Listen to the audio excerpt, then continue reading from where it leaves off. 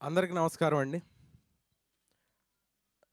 3 ఏళ్ల క్రితం తేజ గారు ఒక కథ ఉంది, చాలా బావుంది, నేను విన్నాను అంటే ఆహ్, సాయి వచ్చి కథ జెప్పాడు. కథ అస్సలు నచ్చలేదు నాకు. అసలేం జెప్తున్నాడో గూడా అర్థం గాలేదు నాకు. సరే, 'పలాస' జూసావా అని అడిగాను. 'పలాస' చూడలేదన్నాడు. ఒక కథ నాకు చెప్పడానికొచ్చినప్పుడు నేనేం చేయగలనో తెలుసుకోవాలి గదా! చూసి మళ్ళా నరేషన్ ఇవ్వు, అప్పుడు నేను వింటాను అన్నాను. కథ ఒక మంచి లవ్ స్టోరీ, అలా వెళ్తుంది. ఆహ్, ఇంటి బయట ఈ ట్యాపులుంటాయి. అది కొట్టి దాంట్లో లవ్ లెటర్ పెడతారు. 2010 అట్లా జరిగే కథ అంటే ఓకే. ఆహ్, ఒక ఒక వేరే జోన్‌లోకి తీసుకెళ్తాడు. ఒక 2010 ఆ జోన్‌లోకి. అప్పుడు ఫోనులు లేవు. లెటర్‌లు రాసుకోవటాలు, అగ్గిపెట్టెల మీద ఎనక మీరు బాగున్నారు అని ప్రేమ లేఖ. మరి అతను ఎన్ని చేసాడో నాకు తెలవదు గానీ, ఇయన్నీ చాలా బాగా నచ్చినాయి ఎలిమెంట్స్. కథగా నాకు అర్థం కాలేదు. అతను చేసిన షార్ట్ ఫిల్మ్ చూసాను. దాంట్లో ఫాదర్ ఎమోషన్ చాలా బాగా తీశాడు.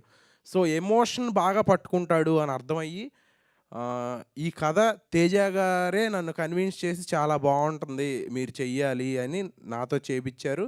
తర్వాత ఈవెంచువల్లీ కథ చాలా బాగా టర్న్ అయ్యి చాలా బాగా వచ్చింది. ఫాదర్ ఎమోషను ఈయన రాసుకున్నట్టు, ఈయన చేసినట్టు మేబీ తెలుగు సినిమాలో చాలా తక్కువ. చాలా కొద్ది మందిలో సాయి ఉంటాడు ఫాదర్ ఎమోషన్‌ని పట్టుకోవడానికి. ఇంకో కథ చెప్పాడు, దాంట్లో కూడా ఫాదర్ ఎమోషన్ ఉంది. ఆ ఫాదర్ ఎమోషను ఆయన చాలా చాలా స్ట్రాంగ్‌గా తీస్తాడు. అంత బ్రహ్మాండంగా వచ్చింది.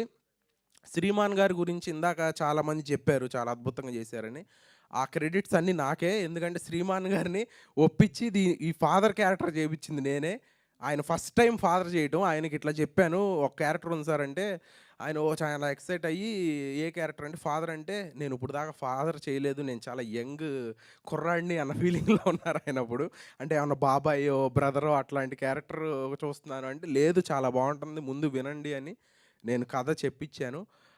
చాలా చాలా చాలా చాలా బాగా వచ్చింది సినిమా. ఆహ్, తర్వాత విజువల్స్ పరంగా సాయి అద్భుతమైన విజువల్స్ ఇచ్చాడు. అసల ఎక్స్‌ట్రార్డినరీ విజువల్స్. ఆహ్, గోదావరి జిల్లాని అంత అద్భుతంగా చూపిచ్చాడంటే మామూలు విషయం గాదు. నిజంగా సాయి సూపర్ వర్క్. హ్మ్. కోమలి గారి గురించి లాస్ట్‌లో చెప్తాను. గౌరీ గారు అద్భుతమైన ఆహ్, మాకు బట్టలిచ్చారు కాబట్టే మేము ఇంత అందంగా కనపడుతున్నాము. ఆ కాంబినేషన్స్ అవన్నీ, కాస్ట్యూమ్స్. అదేనండి, బట్టలంటే కాస్ట్యూమ్సే గదా! మేము కొంచెం నార్మల్‌గా మాట్లాడతాం బట్టలని.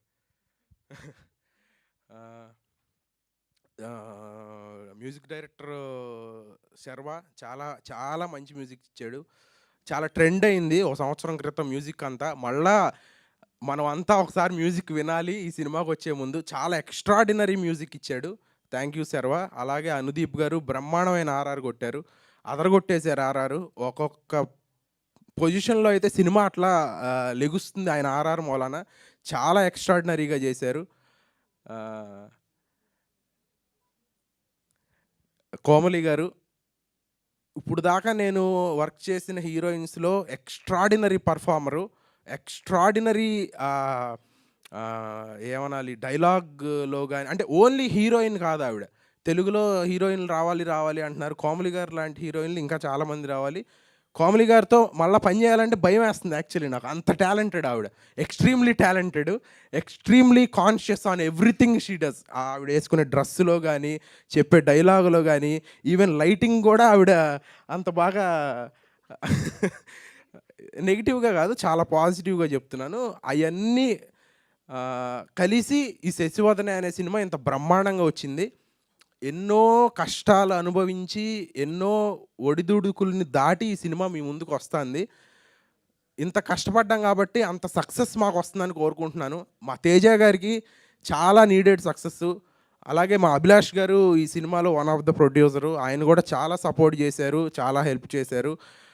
తేజ గారికి ఒక అద్భుతమైన సక్సెస్ రావాలి. సాయికి ఒక అద్భుతమైన సక్సెస్ రావాలి వాళ్ళ ఫాదర్ కోసం.